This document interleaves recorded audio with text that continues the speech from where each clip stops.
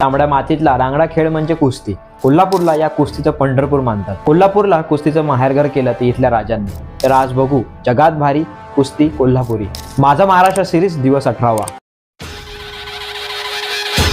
आज कोल्हापूर आणि कुस्तीची ज्या प्रकारे नाळ जुडली आहे त्याचे श्रेय जातं छत्रपती शाहू महाराजांना. ते स्वतः भीमकाय होते, पैलवान होते. आपली प्रजा ही अशी स्वस्थ आणि धष्टपुष्ट असावी असं त्यांना वाटे. मोतीबाग तालमीच्या दारावर फलकच लावलं होतं. पहिली शरीर संपत्ती, दुसरी पुत्र संपत्ती आणि तिसरी धनसंपत्ती ज्याकडे तो खरा पुण्यवान. छत्रपती शाहू महाराज युरोपला सहलीला गेले आणि रोमच्या कलेशियो मैदानाची प्रेरणा घेऊन परत आल्यावर आपल्या कोल्हापुरात 1912ला खासबाज मैदान त्यांनी उभारलं. तब्बल 60,000 लोक एकाच वेळी हौद्यातील कुस्ती पाहू शकतील अशी याची रचना आहे.